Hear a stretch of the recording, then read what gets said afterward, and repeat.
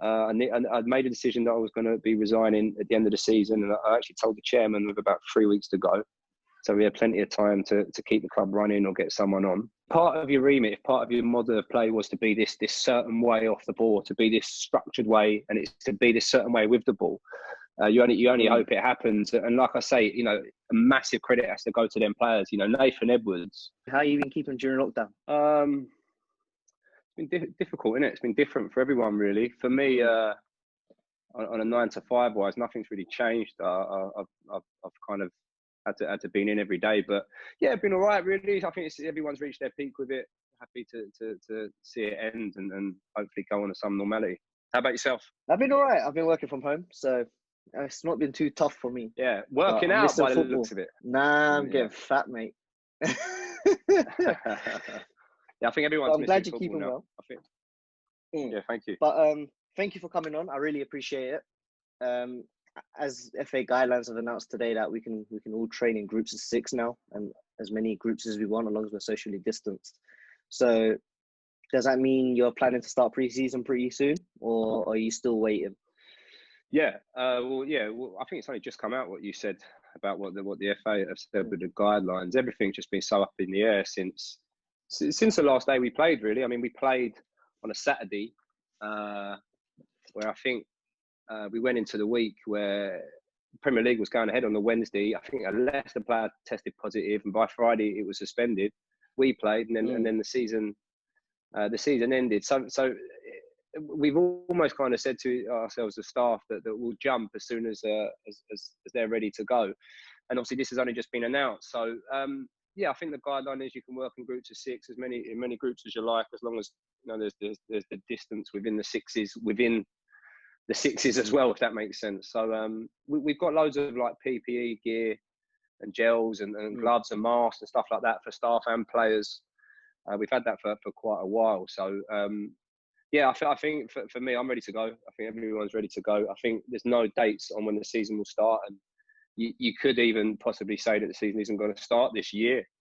But I think in regards to like getting everyone in, the way the season was cut short, and no one had a conclusion to their season, I think, yeah, we'd look to get the players in for a small period, maybe like a 3-4 week window, and have like a small mini pre-season, maybe end with a weird, maybe non-contact kind of game at the end. I mean, there's not much you can do in groups of 6s and 6s as a team.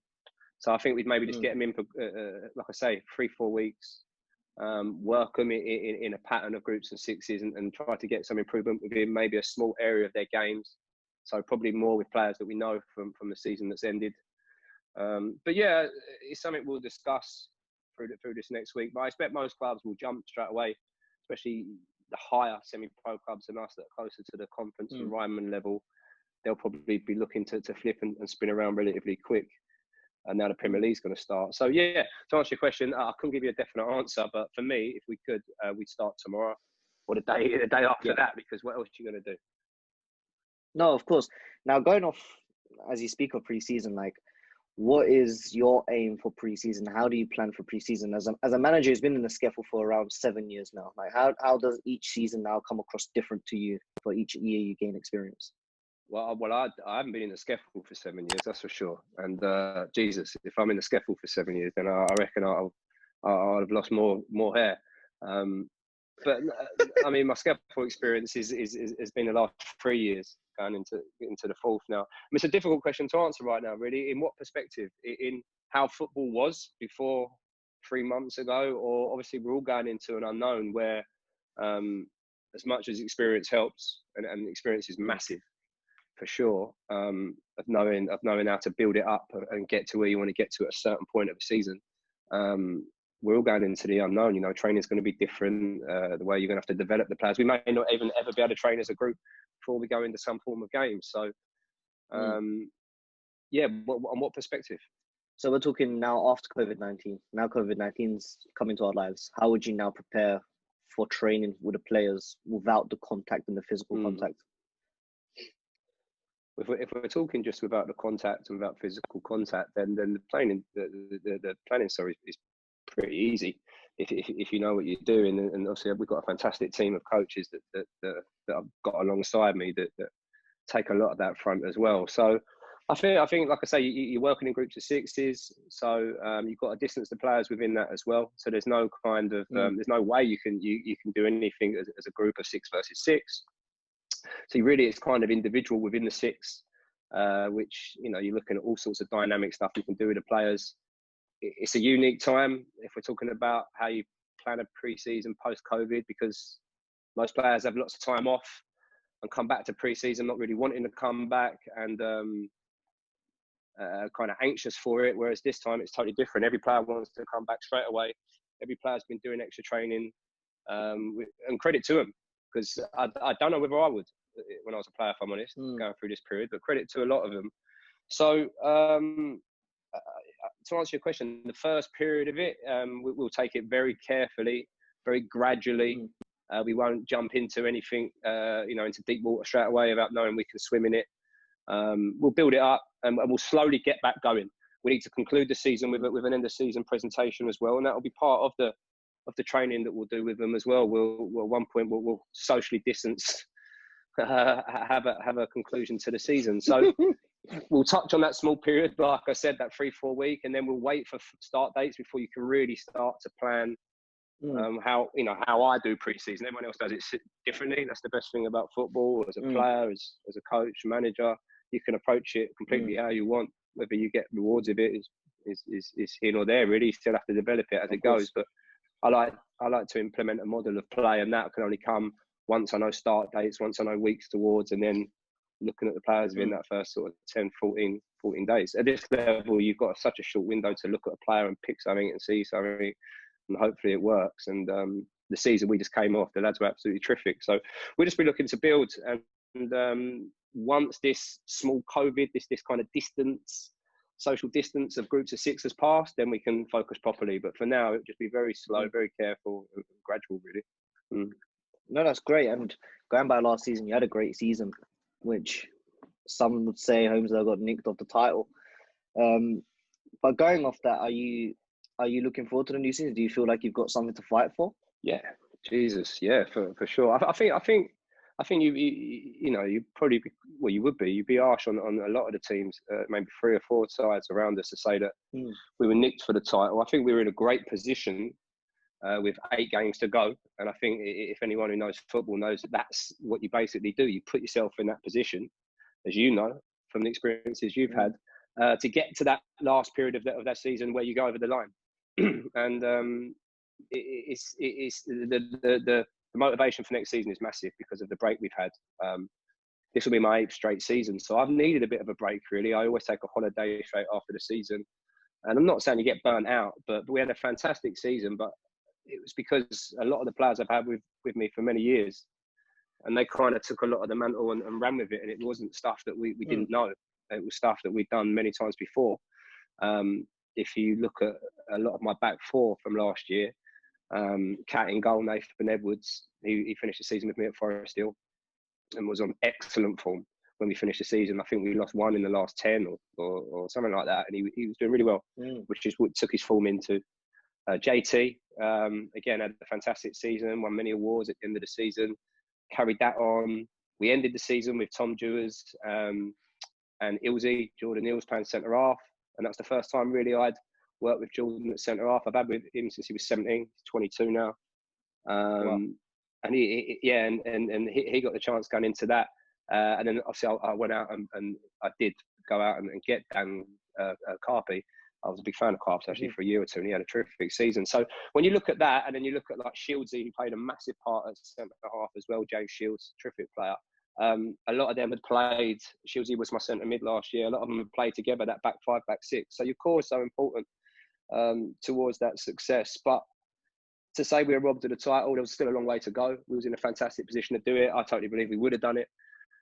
We came through a massive game at Kennerton where we got, without a doubt, harshly done by with a red card and had to play 35 minutes with 10 men and 10 minutes with 9 men because we had a sin bin on a massive 3G pitch at Ashford, and came away with a fantastic point. And then we would have played Russell, which was a make or break game for us, and then just picking up points along the way. So we would have seen the job out and got promoted, but you can never say never with a league. with football, it can go all the way to the wire. So the motivation for next year is real, without a doubt. We want that league title because I feel like really it's kind of there. No one's really claimed it from 2 years ago, and it was kind of, everyone was kind of jumping places last year. I think the aim and the challenge for me personally and in the group will be to better that and be much better at that and try to make a statement and kind of distance ourselves from everyone right from the off, which is a massive ask really. But we've got to set ourselves different challenges, and it was a fantastic year, like you say, and you can't emulate it and you can't replicate it. You have to just kind of learn from it and build on it and evolve from it. And that's exactly what we'll do. We've got good ideas going into next year. No, it sounds really good. Going back to the Kennington game, as a manager, and you go down to 9 men due to a sin bin. Obviously, the sin bins only just came in this year. What goes through your mind when you're playing a team like Kennington, who are kind of right next to you in the league and fighting for the title as well? What goes through your mind when you've got subs on the bench, but you've only got 9 men on the pitch? Now, what goes through a manager's mind for the young coaches that are aspiring to be in the scaffold now? How do you advise young coaches to deal with them situations?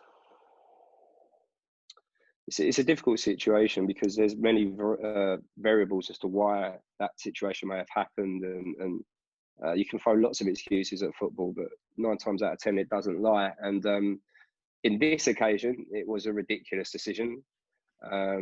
So your emotions is the first thing that come into these decisions. That's something I learned before you even really think about the game. Maybe you don't even know it. And this is something I definitely picked up in the psychology side of it, is that your emotions come straight into play. So you may feel hard done by, you may feel upset, it may be every week, this happens to us. And that first burst is your emotion. It's not a clear fault. Now, if that's the way you react, that's fine, but it's having that process and building in that coping strategy to then have that switch when you do have that moment, if you have an emotional moment, to then have a moment of clarity where you have to make a decision. The thing I would say to young coaches in that moment, if you're playing against like a top side, which Kennington are and will be again next year, they're a really good team, good staff and players and organised and won many games over a period of time. You feel like it's going to come up against you, but you have to hold structured. You have to try to feel like you'll be the way you behave right now will be reflected across the team. So you need to be cool, and then you need to make a decision quickly, whatever the decision is. So for us at that period, I think there was like 8 or 9 minutes to go, and of course we're down to 10 men anyway. We'd finished the half really well. We came out to attack the second half, done exactly the game plan really, which was frustrate them, hold them for the first half, and kind of make them feel like they couldn't work us out, and then really go and open the door. And so we had to change the game plan second half. You just have to just stay cool in their moments and hope it works out. In that moment, I didn't really do anything, if I'm honest. We'd worked on stuff in training, like 7-minute games and 9-minute pieces of game scenarios where the lads were behind or where they were ahead, and about managing minutes.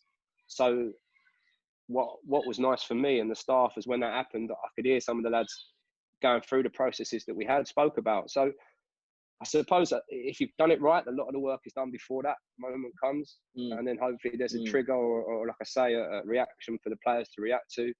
But try not to get too emotional is the biggest thing I would say. It's like, don't make it about you, that moment, and how you feel. Try to look at the game as a perspective and see what it is, and either get the point, try to go over something. You might be well behind in the game and you're trying to camp in and not concede goals, or you might be looking to win it and you're just going hell for leather. So a lot of it, mate, is just put it in the players' faith, see what they do. No, 100%. You've talked about training there, which was quite interesting. Is there, how many, I know that you can say there's loads of ways of training that into a team and into a side, but as a semi-pro team, I'm not sure how many times a week you train. But if you say, for example, if you train once or twice a week, how hard is it for you to be able to implement that into players in such a short space of time? Because obviously you have to work through a load of things during the season. So if are you asking like how long does that take, or can it be done in a short period of time, or is there a period of time it takes? Is there a period of time? Because I suppose the answer for me, no, for me, the answer to that question, and you're working around core players, right?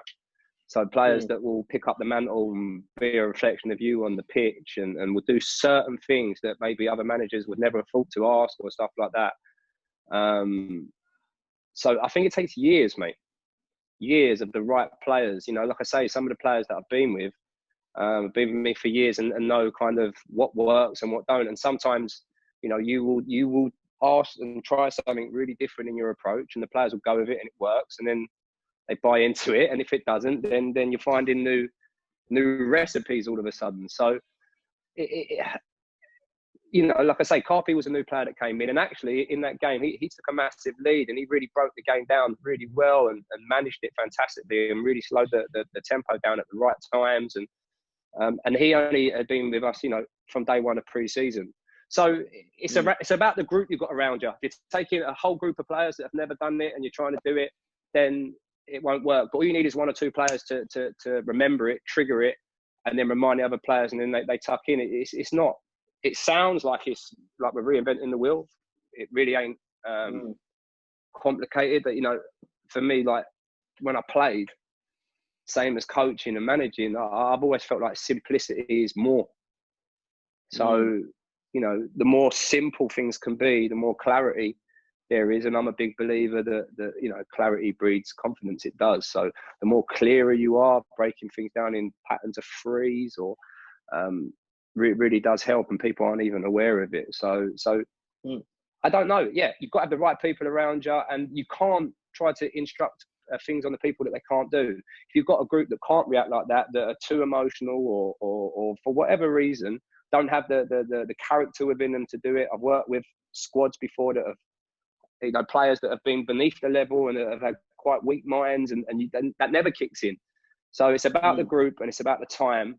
But there's no time limit on it, mate. Someone can pick it up like that. Someone will never, ever remember it. Me as a player, I took on a lot of extra responsibility from a manager, stuff like that, which is what I carried on into my management. Right, what do you want me to do about this sun in my eyes? Going off your playing career, Rutsy, how much do you think that's taught you going into management, and how effective is that for any kind of coach, that they have the knowledge of playing before they actually manage? For me, it's the only experience I know. So I'd say, yeah, it's been major, because I was always captain when I played football. I was captain at many clubs. Whether I was taking certain roles, whether I was just being busy, I was coached from my dad at a young age to talk a lot. It's how I would get noticed, organised, be an over talker on the pitch, and I was the same off the pitch. So I always had this kind of leadership, maybe quality. Every team, even from school, I couldn't work it out. It would end up as captain, even if it meant everyone else had been captain. It would end up with me, and then obviously it would leave with me leaving the club. So my experiences as a player, I think, were massive into how I view the game, because I used to like a certain way of playing, and the position I played, I used to like to drop into a certain position to build up play, and I noticed that there was a way you could do that. And I just had a way of seeing, you know, my way of seeing the game. There's loads of people in non-league that didn't play, haven't played, don't have to play. That's the beauty of football, I think, really. It don't matter. And, you know, from the top level, you know, if you look at the career that Sir Alex Ferguson had as a player, Arsene Wenger, Jose Mourinho, you know, these are just incredible manager names. If you look at their playing career compared to, say, Pep Guardiola, they couldn't compare. But he can compare to both. So, you know, you've got certain individuals that have done both. So, yeah, I think it helps to have a view from a player's point of the game, and especially with man management. I think that's been quite key to kind of know how a player might feel, or things you can pick up on, and you don't even know that from a player's perspective, really. So it varies. If you haven't got that experience, it's not the end of the world. If you have, at any level, whether it's Sunday league, you know, goals, as long as you know that you have to score that end and not let them score that end, and try and keep it within this rectangle. I mean, that's basically the rules of football. So would you say, for you personally, was it a key part for you to jump into management? Do you think it made your transition a lot easier? It's why I love the game. I loved the game as a player. I loved it as a fan, but I loved it as a player. You know, we used to have a caravan as a kid, and all we would do would play football from like 10 in the morning to like whenever dinner was. And then, you know, you turn your bike upside down and your back tyre was the post. A lot of older people will remember this.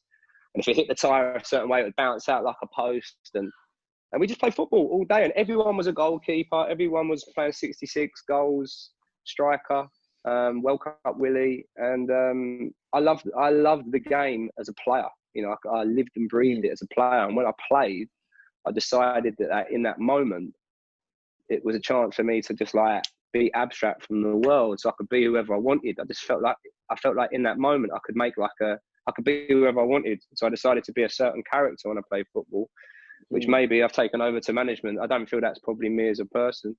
I think when it comes to football, I'm very business minded. So yeah, it was massive for me. If I hadn't have had that love for the game as a player, and then because of the way I had to stop, I would have never had the same love for it in the management. Even though all my family have been involved in management and football from all sorts of levels, literally every male in my closest closest family have either been a manager or is a manager. It's just like a natural thing. It's like you got to be mad to do it, and it's like it's in our blood for some reason. So yeah, it was massive for me. If I hadn't played, I probably would never be here talking to you, mate. Mate, it's interesting because I've done my research on you and I've seen you've played at a good level. You went to Russia, you played there, and obviously you've played here as well. Now, talking through like the different levels you've actually played at. What's the difference between the level here and the level in Russia when you went out on loan? Yeah, well, the Russia thing was more of a weaker kind of based tournament. No one was attached to any player, but there was obviously it was full of legends for each country. So that was the draw for me. So I think like Pavel Nedved was playing for Czech Republic, and wow, there was a German, some striker playing for the German. There was a Russian striker that unfortunately I didn't know these names, but he'd like played Champions League, and that was a draw. It wasn't so much the level of it, but the difference between the two straight off is obviously how the countries approach the game. You know, the Russians are just incredible. We were there for a period of time, and they go everywhere with you. And when was the Russian World Cup? Was it the last World Cup where we got to the semi-final? Yeah.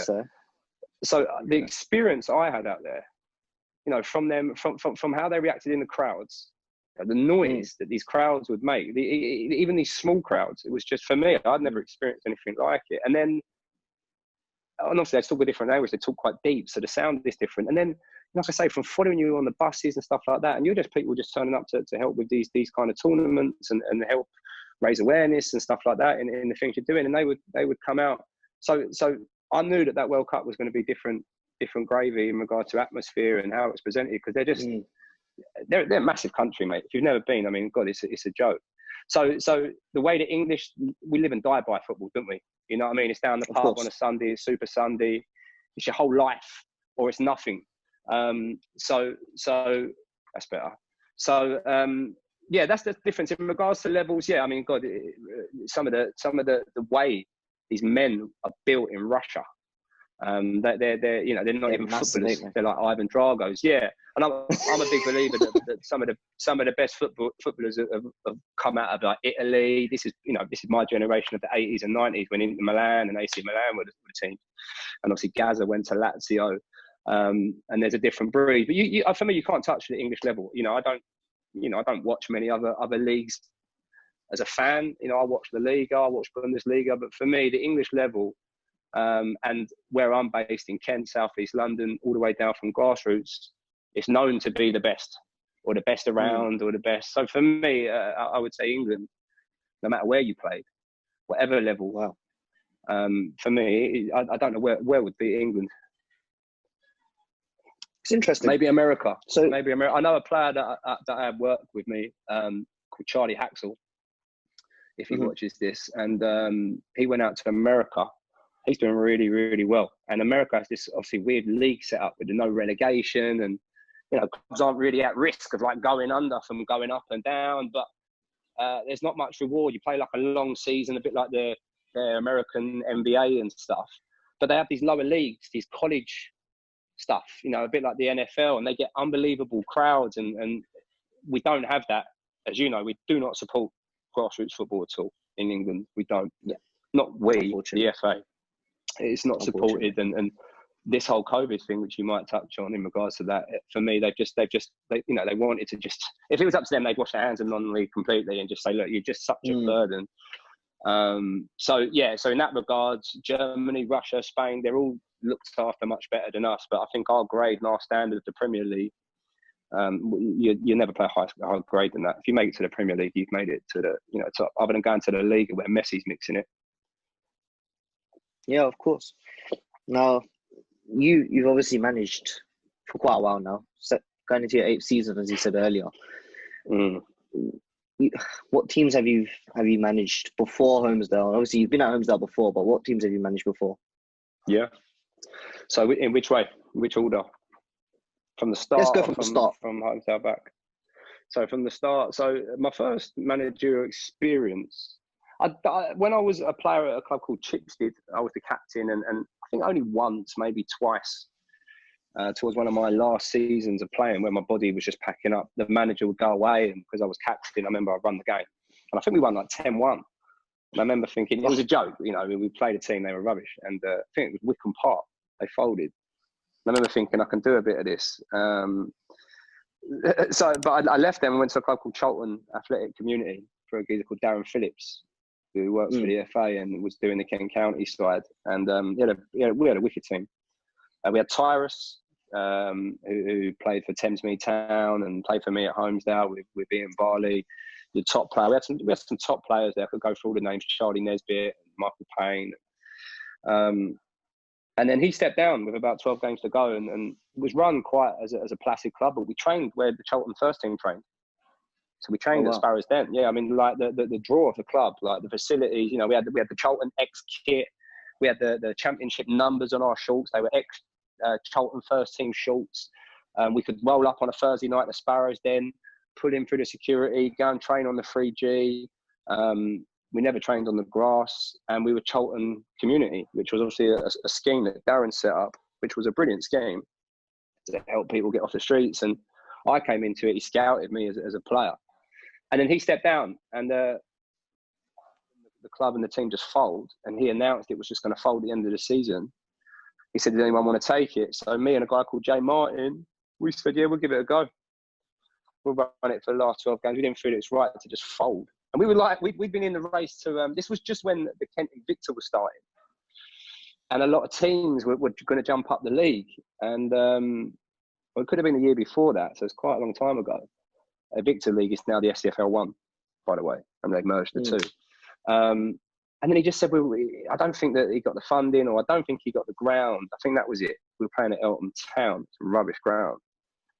So like the first 10 games were rubbish. And so we just took it, and that was our experience. And we'd done quite well, actually. Like, we had a decent team, so it was relatively easy. But we were playing in the Kent County Prem, which was a good standard then, because it was, like I say, all you had straight above that was the Kent League, which is where Tunbridge Wells are and Erith and Belvedere's. They were probably higher then. So it was a tough league, and there were some good clubs in there that have obviously moved on and gone higher now. So we did that. I think it was like last 12 games. And then I kind of, obviously, I'd stopped playing now. I'd kind of given up and kind of retired at that point. Stopped playing Sunday League. And then I noticed there was a few opportunities at a few clubs. I actually spoke to Holmesdale about their under-18s at that time, and nothing ever materialised. I spoke to Farnborough Old Boys, and then Chipstead, which was my old club that I'd been at for a couple of years. They'd had a horrific start to the season in the Kent County Prem. I think they'd like played 12, lost 12. Yeah. Wow. It may not have been that many, maybe 7 or 8. I can't remember. This is like, we're talking like however many years ago now, 7, 8 years ago. And then my old Sunday manager, Ridders, said, why don't you have a look at Chipstead? They're promoting on Twitter for an assistant. So I spoke to a geezer called Robin and went down and helped him. Anyway, it didn't work out. After about 4 or 5 games, it wasn't for me. The chairman, Alan, made a decision to remove Robin after, I think it was like 16 games, or I can't remember, but there was no wins. And I was like, look, he was like, I'm going to fold the club. And to be fair to Robin, I think the club was about to fold in the summer. So, you know, I'll give him his dues, because I know how hard it is to pick and run with something that's dying. And it was about to fold. The training was embarrassing. They were training on like a sandy 3G pitch as well, which was so dangerous. Wow. And there's like 6-7 people. I remember turning up to help him coach a session, and there was like 6-7 people there. And there was just no structure. And I remember just thinking, like, I said to Alan, if you want, I'll jump on. But, you know, almost looks gone this season. There's no way we'll turn this around and stay up. But if we can create some buzz, maybe we'll go down and we can start to become a force in the county again. That's exactly the words we said. We struggled for the first period of games. You know, I was still working with the players they had. We started to find some form, started to win some games back to back, started to keep clean sheets. The club went down, and then we started properly. So I think we did like the last 15 or 16 games, maybe 18. I think I can't remember how many wins there were. And then we went into the next year, did a little bit better. The year after, better. And then we started one year where they were just flying. And I think we hadn't lost a game in like 20 games. I think we'd only lost one or drawn one. Ridiculous start. And then I learned a big lesson that season, because I did something in regards to player recruitment, and lost a lot of players through injuries and never had the quality to come in and back it up. And then we got hit with a period of games in like 15 days where we played the team around us twice and then the other team around us, and we lost them all. And that's how we came out of that.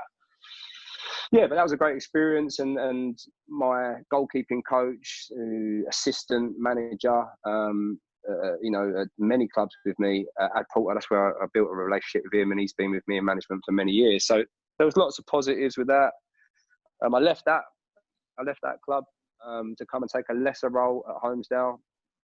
So I took an assistant role. I felt like I'd kind of done enough at Chipstead. I wasn't going to leave. I just wasn't that kind of guy to just leave the club and go to another Kent County club, because it was a league above. Like, I felt like even if it took me a couple of years, I felt like I could cut my teeth. I could try things. I could learn things. I could get games under my belt. I looked at it like I was a boxer. I thought, like, you're only really, you know, starting to get to where you want to get to in your own vision as a boxer when you bank the rounds. Like, if you jump in as a boxer and you're knocking blokes out after 2 rounds, yeah, you're winning things, but you're not getting that mileage, I suppose. So I feel like it's mileage. That's how I looked at it. But I felt like the time had come. A lot of the players were going to be leaving. I didn't have the energy to kind of go again, but I wasn't just going to go to any random club. And I showed that loyalty from day one. So I played for Chipstead, and then I played for Holmesdale. My mate Ian Varley, that I played with at Cholton, who then played them last few games a little bit under us, had got the Holmesdale job, and wanted me to go there in the last year at Chipstead, but they were doing too well. And I got offered even some finance, whether that was for me and Percy, I don't know, but it was never a thing of that. I said, no, I can't do it. My chairman was sick at Chipstead. And I said, there's no way I'm walking away. I'm doing chairman duties as well. But like I said, I left that and discussed with Ian during the off-season and took the assistant manager role. But the whole thing was to kind of come in and run it with him. Ian had only been actually managing for 2 years at that point, or that last season.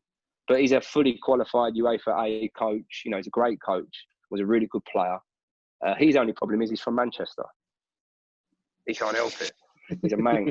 But he won't mind me saying that. But we're born on the same day, a year apart. We've got loads of similarities. So for me, it was a great fit. And I was coming back to Holmesdale. And I'd realised, like I said, I'd done, you know, 3 seasons at that point in the county leagues. And I felt like 4 seasons, and I felt like that was enough for me. And I knew that you need to take a lesser role to maybe get up. So I went up with Ian, and we put everything into it. This was the first time that I stepped back purposely and obviously let Ian run with players. It was he's the final call shot. He was the gaffer. I brought in some of my players, and they didn't get looked at, and you have to swallow that. And I remember a time when we went in the FA Cup to Loxwood, and the preparation just wasn't what I was used to. And I'm heavily big on prep, as you know, and that shocked me. So, but we still won some really good games. But then Ian left to go to a club in the league above, which was Rochester, who were bottom at the time. So he left, and then I took the job on with Tony Beckenham, who's an ex-Holmesdale manager. And at the time, you know, there's no way I could have done it on my own. I didn't have the players or the contacts or the staff, and it was practically just me now left.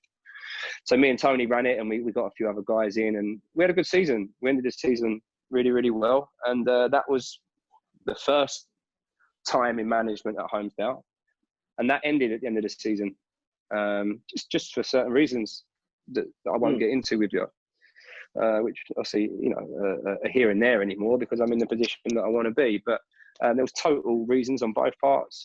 There was certain things I wanted, certain things the clubs wanted, and we just parted, which was a shame really for everyone. Really, we kind of understood we needed to part, but it was just a shame. It was just timing. So I left and went to Forest Hill Park, which was an experience in many fronts, because they're a very different club to Holmesdale, and very similar to like how Cheltenham are run. And we've just signed a one man behind the scenes, two men at most, no volunteers, and the way the ground is, it was a different challenge. But I knew I had some loyal players with me to come with me that year, and I knew I wanted to prove a point. I knew that my future lied in football, and I knew I wanted to stay in football. That was the most important thing. And I didn't care where we finished in the league.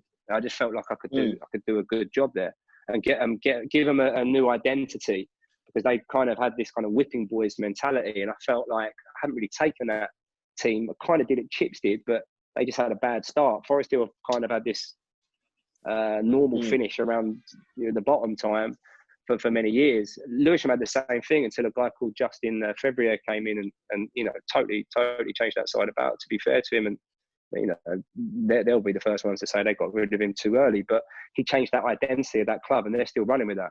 I think they finished the season mid-table. So that's something you look to do as a manager. So I went there. We had a fantastic season. To be fair, we set all new records on the pitch for goals scored, points finished, and most wins, and just all sorts. They had their best season ever. But again, it wasn't my plan to go there and leave, and I kind of felt like I was going into this position of going to clubs and leaving, but I was already looking into the future around Christmas time with Forest Hill, and was weighing things up, and there was a lot of other stuff that went on behind the scenes with the club that you had to be involved in. I just didn't have the energy to do it, and I didn't want it to detract from my coaching. And I'd made a decision that I was going to be resigning at the end of the season, and I actually told the chairman with about 3 weeks to go. So we had plenty of time to keep the club running or get someone on, which they did. They got a guy called Daryl on this year, who again done a really good job. And it's nice to see someone pick up with your work. I mean, he probably has heard from the inside lots of bad things about me. He probably hasn't heard about the 3 or 4 Saturdays I spent from 9 till 5 a.m. walking up and down Forest Hill High Street, selling the club and getting in local sponsors and stuff like that. So there's all different aspects of it. And for me, I needed to get out of the club, and I had nothing lined up. When I came out of the Holmesdale role, I did talk to 2 or 3 clubs. I won't name them. I can do, but I won't name them just to be secretive, I suppose, within the SCFL. But I went for Forest Hill because of the location and the challenge and all that. I had nothing lined up, and resigned. And then, post my resignation, contacted by the chairman at Holmesdale, which I was quite surprised by. I wasn't expecting it at all. They'd made a few managerial changes. They were actually ending the season quite poorly, and with a few games to go, it was decision for me to make to resign at Forest Hill. And then when the season ended, they contacted me, and it was a very quick turnaround. Found myself back going to Holmesdale, which was the season just gone. So there you go. That's the full rundown, mate. It's crazy. It's crazy how each time you're always bettering yourself, and as a coach, that's what you want. But when it comes to that point where unfortunately it didn't work out between you and Holmesdale at the start, did it fuel you to do better, or did it knock you down a step? It did neither. Because there was legitimate reasons behind. When you're in management and you first start, there's a lot of people that will take lots of roles. I'll take this role, and I'll take any position they can get at any club because you're in. But there's one thing you've got to really find out what the club wants from you, and what they're going to offer you, and how you're going to work as a two. Because when you're winning games of football, everything's hidden, from on the pitch to off the pitch. When you're winning games of football, the beers are there, everyone's happy.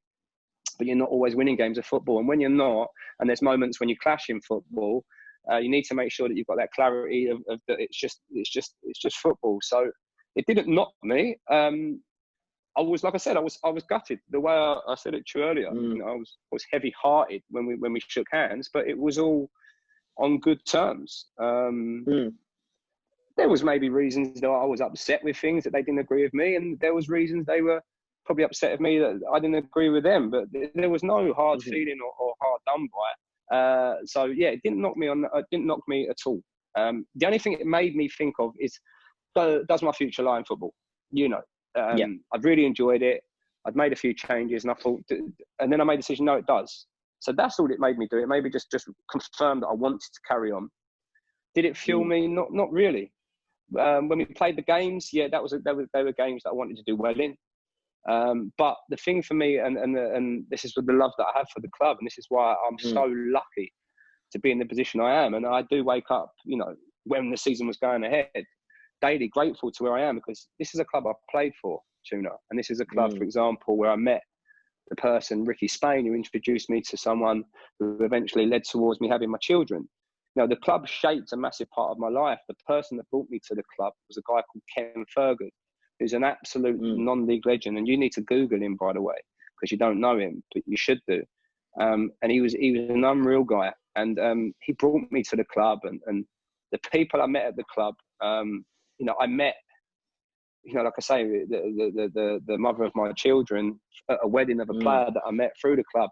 You know, so my connection to the club is so deep. And then the people behind the scenes, David Steers, Gary Opper, Mark Hayes, Mark Harris, Tony Beckenham, Ray Tolfrey. There's many more. I probably missed someone out. Who have I missed out? You know, and Celez. These are all people that I've known. Huey. Hazy, these are all people that I've known for 10, 12, 13, 15 years. They know me and I know them. So, yeah, it's like, it was a different feeling because of the connection to the club. So there wasn't no motivation to want to just because of them. I'm always motivated anyway. I just wanted to do better than what I'd done last year, and I'd finished 7th. With Holmesdale, and I thought if I can better that with Forest Hill, that would be amazing. We came 7th. Wow. So you matched it in a way. Would you say changing clubs? Now, obviously, changing clubs is never easy as a manager, because obviously you have to bring in the players that were with you before, and then you have to find new players to kind of meet the requirements of what you want and what you want to play in your model of play and your philosophy. Now, is changing clubs a hard thing to do as a manager, especially when you first start? I mean, you asked me that because obviously I think I've changed a lot of clubs. I wouldn't say a lot, but I have.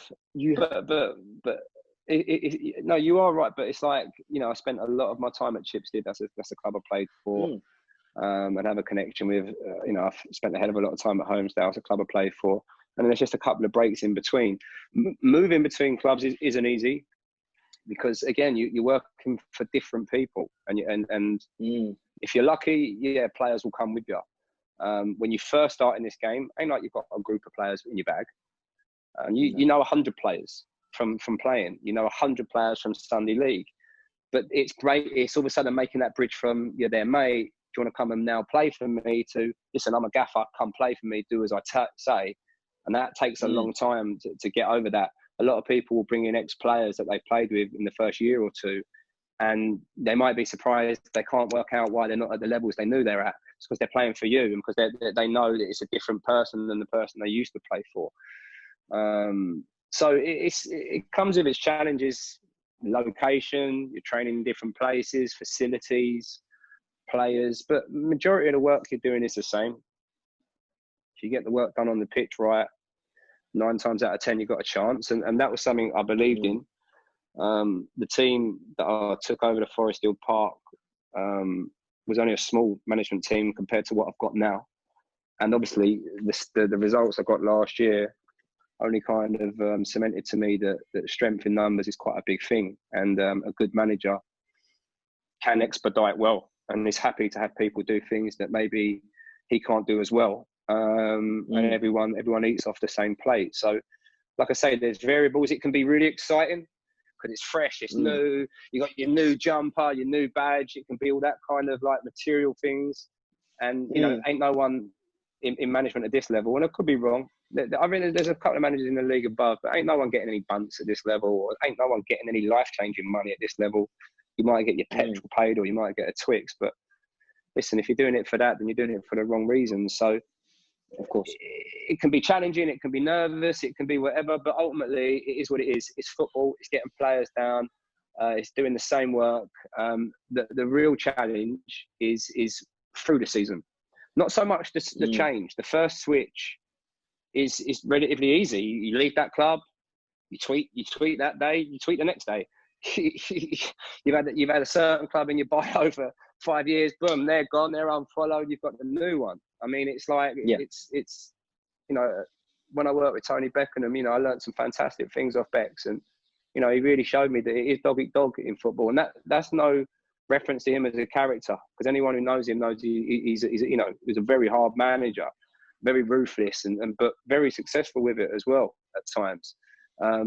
But it's dog eat dog in football. Once you're gone, you're only loyal to that club, and you need to be 100% loyal to that club at that time. So yeah, once you leave, you're buzzing. Like I say, the hardest challenge is throughout the season, dealing with complications, a suspension, finance, money, competitions, games, performances aren't good enough. All of a sudden, things start to change. So in football, mate, what you'll learn is the goalposts, they move sometimes. I love that. I actually love that. But before we get into like the season, before we actually get into like the season and what goes on in the season, the FA in this country especially believe in a lot in philosophy, and that every coach or manager should have a philosophy. How do you feel about that? Do you believe that philosophy is a big thing for a manager? A coaching philosophy? Yes. So they say that again. So that the FA have believed that everyone. Say that again. Sorry. So the FA are like recently in the level 2s, UEFA Bs, and now UEFA As, as they've changed up the way of teaching, let's say, and the way they tutor. They believe that a coaching philosophy is crucial. So every coach should have a coaching philosophy in the way they want to do things. So for kids, they want to make it fun, but they want to do it in a certain way. Do you believe, as a guy who's been coaching for many years now, do you believe that's something that's crucial? Yeah, listen, I mean, there's different aspects of coaching, different age brackets, different groups, different variations of what you're doing. Philosophy is massive, without a doubt. You know, I know loads of coaches that have gone through all of the hoops, all of the hurdles, have got all of the badges. And then I know coaches that have never done it, and they know more and they know how to structure it better. Philosophy will come from within it. You know, you've got to. The one thing I don't like is a lot of people will go on and will see something that someone does, or will go on YouTube and copy it. And I don't think that offers any character or any kind of thought process behind it. You know, it's quite easy to if you clean, you know, if your car gets dirty, you clean it, it looks better. You know, if a player is short in a certain area on something and you work on it, eventually you're going to see improvements. It's muscle memory, it's brain memory. So yeah, I think the most important thing for me, and I think the FA is how they help people get to these stages. They can sell this stuff sooner. They can sell this stuff all they like, and it is key and it is crucial. But there isn't enough people being supported to get to that level ever. So you know, if we're talking the levels that we're coaching at, if we're honest, you know, like I said, it's simple. You know, if someone came down and watched one of my sessions, if it's one I'm running or one that we're running as a staff, you know, it's basic, simple, but we're taking something and then we're just evolving it and we're adding this and that, and we know the plan behind it. So is that our psychology, or is that our process behind it? Maybe, I don't know.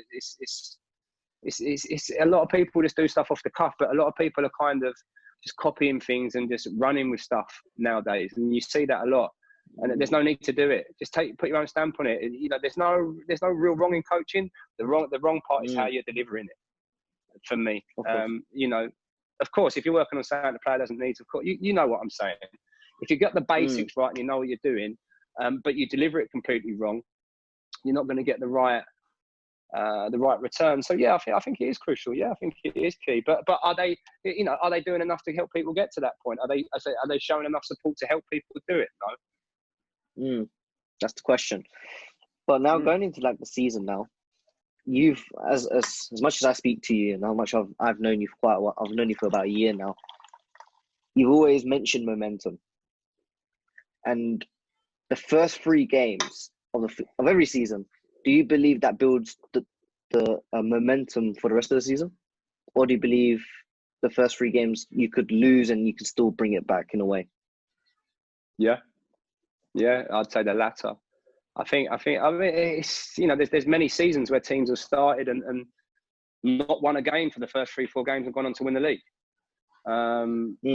What's momentum? Momentum is a period, a sustained period of force, of momentum, either good or bad. Our start, for example, we drew the first 2 games 1-1, and then we won the third. Yeah, that's right. So is there any momentum in that? You could say we're unbeaten. There's a bit of momentum rolling forward, but actually, you're stuttering. That's the truth of it. You've worked hard. We retained 2 players, maybe 3, and 2 of them were youngsters. Andy Constable was a player we retained. We retained a player called Yassine, but who eventually couldn't play for us due to personal reasons. And then a player called Samuel Adenola. And also quite a few youth players, but a player that was playing in the first team at that time was a player called Aidan Lopeman, who we managed to retain. Apart from that, everyone else moved on with the old management to Greenwich Borough, which was fine by us. We were going to bring in some players from Forest Hill, but we wasn't going to bring everyone in from Forest Hill. We were just going to bring in a period of players and try and amalgamate the 2. And then I had my targets that were coming in. So I'd say no, the latter. I'd say judging by our start, which was a draw and a win, the first 3 games ain't important. You're more looking to not be beaten. For me, momentum is slowly built, gradual. That's why it's called momentum. You don't, you get a burst of pace or an acceleration, but momentum is gradual. So, you can look at it in many ways. If you're not losing, that's momentum. If you're winning game on game, that's momentum. If you start conceding loads of goals, you start conceding less and less each game, that's momentum. Game momentum is massive. That's something I as part of my model of play. I won't say, I won't give away too much on it, but that's a big part of it, as you know. And then also in the run of the season, when you're breaking down the period of games and where you want to be come November or January, whatever the players' targets are. So individual and as a group, that's important. Set players some individual targets, and then set the group some individual some group targets, and also some area targets. Certain thirds of the pitch, and you'll see you'll get results from it. So it's just mixing it up. But I wouldn't say the first 3 games is the be all and end all. I'd say one thing I've learned, I would say, not if you lose it, because many teams do, but if you lose the first game, again, emotions creep in, you feel like you've done a lot of work, you start doubting yourself. It's the first game. When I was at Forest Hill, we played, I don't even know if you want to hear this, it's only like a minute story. Go for it, mate. But we played Stansfeld People away. want to know. It's like Stansfeld away, first game for Forest Hill. Forest Hill have had this vision as a club for many years. We got to go away to Stansfeld, a real tough place, Glebe, massive pitch, great pitch. First game, Jesus, what a game. And we played brilliant. And our new striker, scores hat-trick. And we give away, 3-2 up, we give away the game in the last minute. Keeper comes out, slices it, they equalise from 50 yards, 3-3. And then the second game, we play Welling. We play absolutely brilliant. Welling go on to win the league, by the way. We played brilliant that day. Welling may say different, but one of their staff, Mike Jones, who did an interview on the day, he said the same. We played brilliant that day. I don't know how we didn't win the game. Somehow we had our goalkeeper sent off for an instance. Anyway, but we lost 1-0. But without a doubt, boom, it halted our momentum. Without a doubt, them 2 moments of kind of, if we'd have won that first game, because we had the momentum, even if we'd have got rolled over at Welling, we only lost 1-0. The hardship of it would have been so much easier to pick back on. Even though we went on to have a great season, boom, I knew right there, straight away, that it wasn't going to be a top 3, top 4 season without a doubt, because the momentum we would have got from the win at Stansfield and then the loss, the feeling of hard done by at Welling would have just spurned them on because we played so well. Instead, it was keeper messed up, keeper got sent off. And then all of a sudden we went into this catalogue where all of a sudden our goalkeeper started making mistakes. We went for another goalkeeper and there's no coincidence. So, yeah, I'd say the first game is more important, really. Get off to a good start and just try and stay unbeaten. It's important information for coaches that are actually trying to get into the game and trying to learn as much as they can. And obviously, not a lot of coaches are at this level, and most of them, in fact, are actually quite lower. But when we go into the season now, what would you say is like the hardest moment of last season for you? What was the toughest moment for you last season? It's a good question. The hardest moment of last season for me, or for us, for you as a manager? Moment. I mean, listen. There was one game where there was a huge incident. I'm not going to touch on it, but that was a situation that I don't ever want to have to go through again, and I wouldn't do football if I had to do it again, because it was an upsetting. But if we're talking, the hardest moment, we played really well early on in the season in the Vars. We played it against a team called Shearwater, and they just won their league, and they turned out it was a beautiful day, and we made a big day of it. And one of our committee members had passed away not long before, and we wanted to have a good season, have a good run, and we made it a big day about him, and his nephews or his grandsons were there, and they were ball boys. Anyway, this team came out like a rocket. Oh my God. I mean, God, we just tucked in. We just made everything compact. They could have the ball wide. If they were going to bring it into the middle, it was just like a wall. And we played absolutely brilliant. But they were playing 3 at the back, couldn't get to grips with it, and we came in 1-0 down. And then they were on fire. They had all the momentum, and the lads were just hanging on really. But we just we'd seen something in the game. We made a tactical change at half time. Where we did something and it totally changed the game. And then we went on to win that game 2-1, but we won it in the last minute, last kick of the game. Sub came on, great goal.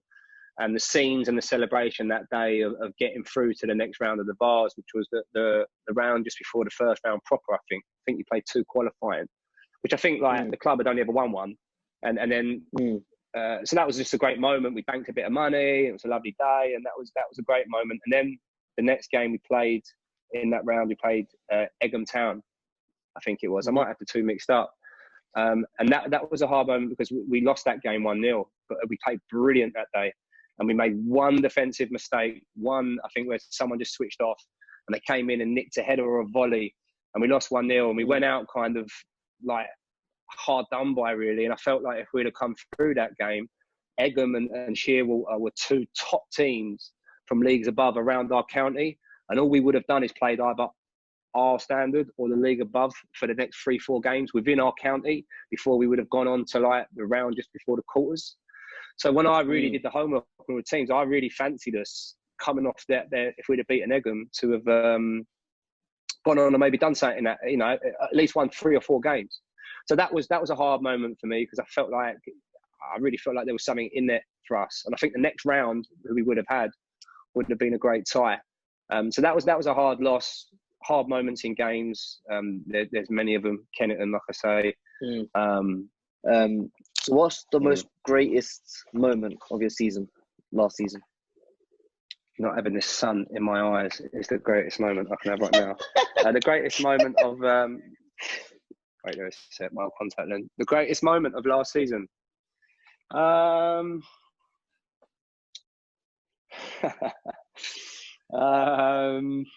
There's probably a few answers I could give to this. Some being more blue than others, but football wise or just in general. Let's go football wise.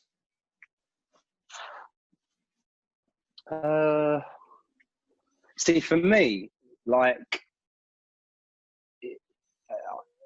a lot of it is down to obviously to the players. But for me, coming from a defensive world, our defensive record for me was just something I've wanted to do in a long time. You know, we only conceded 4 goals at home all season. I think we played 14 of our 18 games there. We lost 1 game and we won every other game. And you know, and we scored like 20 plus goals or something, whatever it was, 30 plus goals. And for me, like that's football.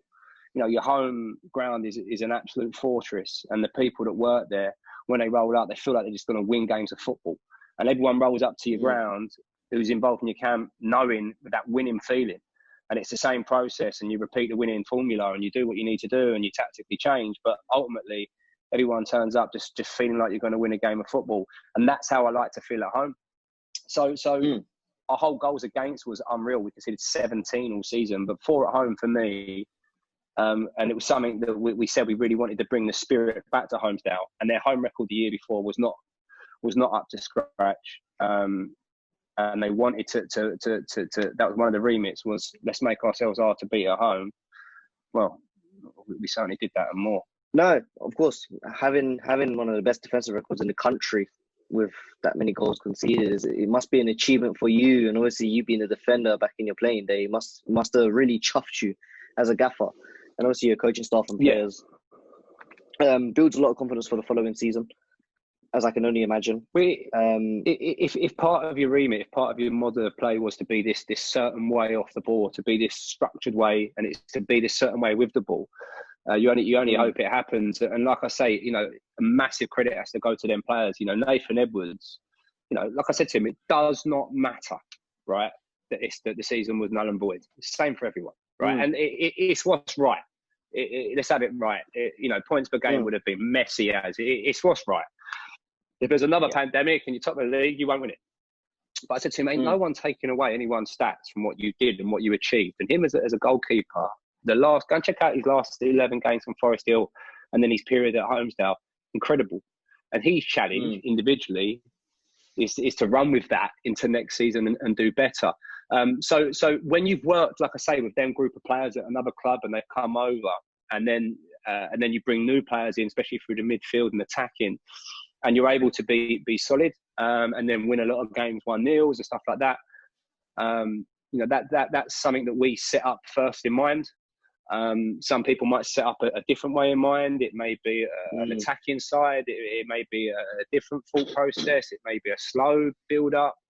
I have a certain thing that we start with always. And once we've got that, then we'll look to certain things. And the lads were absolutely terrific. And the staff take a massive credit for it as well, because the repetition of stuff we did every week, the coaching, you know, Grant Duff, Mike Parker, yourself, Ab Porter, people that we've worked with, they know what they're doing, and players really bought into it this year. And also, we did it in a manner when we built the team together, because it was a new management team as well.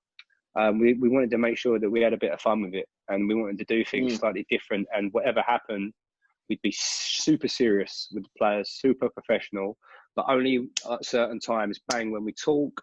But other than that, we'd get the mix right. We'd make it nice and relaxed. And the players know that when they come into work, they're relaxed, they have their period of time. But at a certain point, we expect them to be professional. And in that period, we give a lot to them and they give a lot back. So, yeah. No, fantastic. I'm sure that a lot of people listening today and listening to this is going to gain a lot of kind of knowledge, especially coaches that are looking to become a manager one day. So I'm hoping everyone who's watching this now is gaining a lot of knowledge of someone who's been in the game for quite a while and has a lot of experience. Ruthie, is there anyone you want to shout out? Any we won't name names, but is there anyone you want to shout out? Anyone you want to? Listen, you know, I just want to congratulate everyone, you know, for what they've gone through COVID within UK and across the world, and the resolve that everyone's shown. And you know, I think probably everyone will be the first to admit everyone's had a bit of a dip in this period. You know, everyone that's been involved, for me personally at Holmesdale, you know, like I say, there's a hell of a lot of people behind the scenes that I can't do my job without them. and the coaching staff and the players, other than kind of just congratulating anyone that done well or will get their rewards from last season, we're all in the same boat. So everyone's a bit hard done by. There's a few people in football that I talk to and work with behind the scenes. A few people at a few clubs that are kind of liaison things with, so they know who they are. Who always give me sound advice with football. You've got to have a good support network in football, and the bigger your support network, the more successful you'll be. So, yeah, really. And like I say, to anyone who's watching it and wants to do managing and coaching, give it a go. It's all about the love for the game. Do it for the love. Be confident in yourselves. Not everyone needs to manage. Not everyone who manages can coach. Not everyone who coaches can manage. Everyone can bring something to the table. And that's it. And if it's been helpful, great. And I hope that the podcast for you, mate, continues to grow. No, thank you so much. Is there anywhere people can find you on Twitter? What's your Twitter? We'll have it obviously just below, but. Yeah. So, I'm on Twitter, at the Gaffer #1. Any players, anyone, or anyone who wants to say hello can come say hello. Like I say, we're pretty normal people. I don't really have any other social medias. A little bit of Instagram, but yeah, find me more on Twitter really, or the Holmesdale page at Holmesdale FC. Where one of our guys runs it, and they'll be in contact. But yeah, the Gaffer #1 really is where they can find us. No, fantastic. Russi, I want to say thank you so much for jumping into the podcast. You've been a pleasure to listen to, and obviously I've learned something, even though I've been under you for a whole year. I've even learned something. Special shout out to Relative Music, who are our new partner in producing our podcast, and shout out to Chunky Meats supplier, who supply all meats around London. Thank you guys for watching. Tune in next time, and peace.